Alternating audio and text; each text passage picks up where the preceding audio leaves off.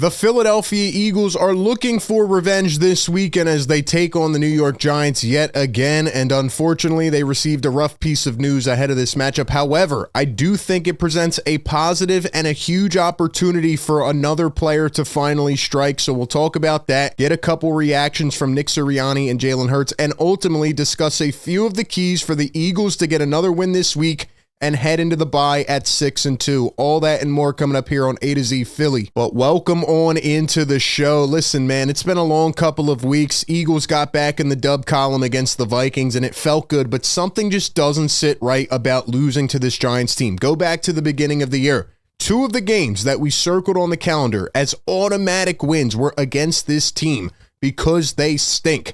And you know what? I'll give them credit. They went in, they slapped the Eagles in the face. Shout out to them. But I still remain on the precedent that the Giants are a bad organization. They're not a good football team. They just gave up 33 points in the fourth quarter against Denver after shutting them out through three quarters. That's the first time that has happened in NFL history. A couple weeks before that, they gave up 23 unanswered to the Saints, gave Kellen Moore his first win. I'm sorry, this team is not good. And I know their fans are going to flood the comments and say, you're crazy, you're hating. No. I'm being honest. The Giants were celebrating and they were acting like they were the best team in the world, and then they went out and choked against Denver. So you ate your humble pie, and you're going to do the same thing this weekend. And Jaxson is already showing fear. The Giants are showing fear, as according to reports, multiple Giants players have been advising Jaxson on handling hostility from Eagles fans at the link. Are you kidding me? Are you serious? This guy is actually terrified. They are scared to let Jaxson play at the link. Man, I hope the noise goes to a new level this weekend. Let them hear it. Let them hear it. And you know what? Darius Slayton also commented, and he said, if Jaxson didn't have any haters, he's about to find out where they all live. I mean, these guys are not a serious football team. And it makes me even more mad that you gave up 34 points and lost in the fashion that you did a couple weeks ago.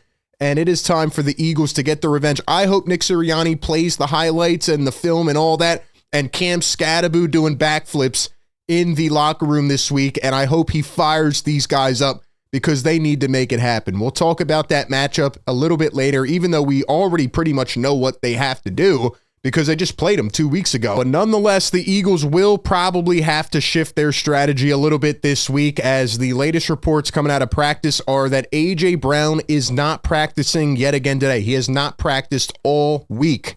No Cam Jurgens, no Adoree Jackson, no Azeez Ojulari. So once again, Eagles banged up.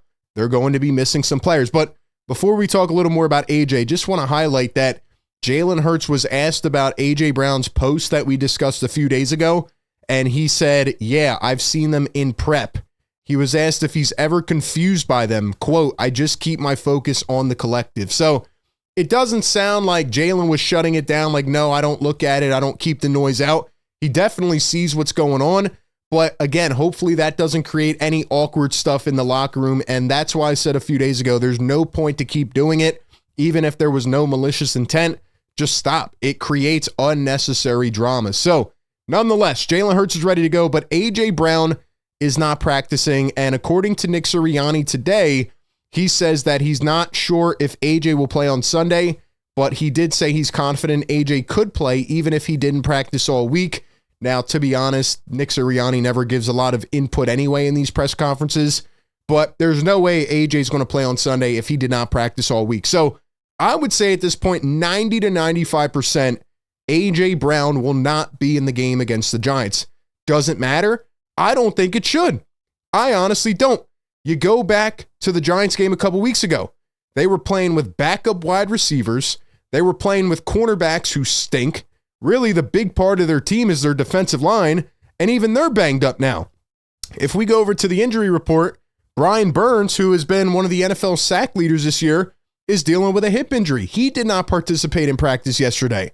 Their starting cornerback, Paulson Adebo, did not play with a knee injury at practice. And they have all these injuries. So you think about their banged up secondary, right? They have Cordell Flott and Drew Phillips. I mean, these guys are nothing special. And you look at their defensive line, who's now probably going to be down one of their best anchors. It's just hard for me to believe that they're going to replicate what they did a couple weeks ago, right? Even on the offensive side, Malik Neighbors out for the season. Darius Slayton still dealing with that hamstring injury. You know those can be tricky. So now you look at the rest of the team. I mean, who's going to beat you? Wan'Dale Robinson? What's that other guy? Lil Jordan Humphrey? Come on, man. There is absolutely no way that you can allow that to happen again. And I don't think Vic Fangio will. But back to the offensive side, now with A.J. Brown most likely out, DeVonta Smith showed you last week why he is a number one wide receiver. He is a franchise piece. And I just get so tired of him being criminally underrated. He is over 500 yards on the season after that big career performance last week. And he is well on his way to another 1K season. And he just continues to do it in the shadows, right? He never complains, no ego, no social media posts. DeVonta Smith, rankings through 7 games, 3rd in yards per target, 4th in catch percentage, 4th in passer rating when targeted, 8th in total EPA, 9th in receiving yards. He is one of the best receivers in the NFL. And this week is a huge opportunity for the Eagles to continue utilizing him in the pass game. We have seen the last couple weeks, especially with the run game not working, the Eagles can open it up. And they did that against Minnesota, and I'm really hoping that that is a bridging of the gap to getting where the Eagles offense wants to go. And for example, if we look at a couple of the team stats from this game, I mean, again, we already saw the Giants a few weeks ago, but they're still one of the worst defenses in the NFL. 29th in yards given up per game, 376. And guess what? Against wide receivers, they're second worst in the NFL, 181 receiving yards given up per week. So honestly, this should be another 120, 140, 150 yard game for DeVonta Smith. And if we go back to the box score a couple weeks ago, it just makes me absolutely sick. But they didn't use these guys enough. AJ had 6 catches, DeVonta had 4, but it was Dallas Goedert in that shovel pass, which was really their most effective offense. Now, again, the defense is the one that lost this game. And Vic Fangio learned in that game that he is going to have to be a lot more adaptable against mobile quarterbacks. I give Jaxson Dart credit. It's not that I don't like the kid. I think he finally poses an opportunity for the Giants to have a quarterback to build around. Like, he's showing a few signs of special. We'll see what happens in the future. But you got Cam Scadaboo, who had 3 touchdowns in this game. That guy's got 4 touchdowns in the last 2 weeks, mostly thanks to the Philadelphia Eagles. He's just not that good. What is he, a 5th round pick? Come on, man. Your defense has to be better. Yes, they were banged up in that game. No Jalen Carter. Quinyon went out in the first quarter, and you're losing other guys, right? Landon Dickerson didn't play that game. So the Eagles should be better positioned this week, but Keely Ringo, you have to lock down. And I think we're actually going to see Jakorian Bennett this week, who was practicing, and you're 1-2 weeks away from the trade deadline. This is your really big opportunity to prove to the Eagles that I can be that second corner. So all things to keep our eyes on. And ladies and gentlemen, the other thing I wanted to talk about is Saquon Barkley. Like I said, the Giants did a good job stopping him in the last performance, but he only had 12 carries. After that Denver game, actually after the Tampa Bay game, the Eagles got away from running the ball. Even if it's not working, it keeps the defense honest. And for Saquon to not have 100 yards yet in a game this season, it to me is just wild. I don't think he's washed by any means. I just think they have to get things right in terms of rhythm. They need to have it all click for an entire game. Last week was the best shot so far that we've seen at doing that. But for Saquon to have 12 carries a couple weeks ago is not good at all. Like, Saquon deserves at least 15 to 20 touches. The Giants are in the lower third, 20th in the league against running backs. Again, they're just not that good of a team. They don't have the talent. So that's why it was so surprising a couple weeks ago that they beat you up the way that they did. Saquon is 24th in forced missed tackles. He is 32nd in average yards after contact. He has to be better as well. And I think playing against his former team is going to give him some of that juice that he always has when he goes up against them. So I'm expecting a big game from Saquon as well. Last but not least, Eagles have to keep them from getting in the end zone. We'll see if Brandon Graham plays this week. Nick Sirianni did not commit to it, but hopefully the Eagles pass rush will have a little more juice. Hopefully they'll actually be able to make open field tackles. And as long as Keely Ringo doesn't give up 3 touchdowns, I just don't see a way the Giants score more than 20 points in this game. So at the end of the day, I know I was cocky a few weeks ago. I actually picked the correct score, 34-17, but in the opposite order.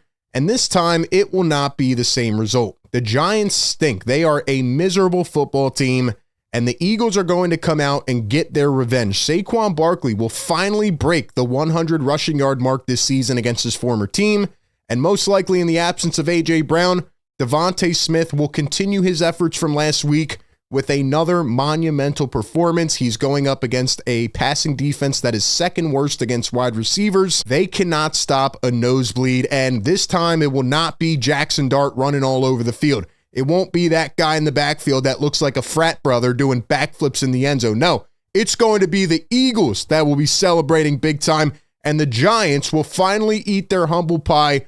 Eagles better win this game and move to 6-2 going into the bye, and I believe they will. Give me 31-20 at the link. They're telling Jaxson Dart how to deal with the Eagles fans. Well, guess what? Now you better watch out even more. But at the end of the day, those are my thoughts. Give me yours down below. How do you feel about this matchup? What will be the final score? And will the Eagles get their revenge on the Giants? Appreciate everybody for tapping in. Be sure to like, comment, and subscribe. And as always, I will catch you on the next one.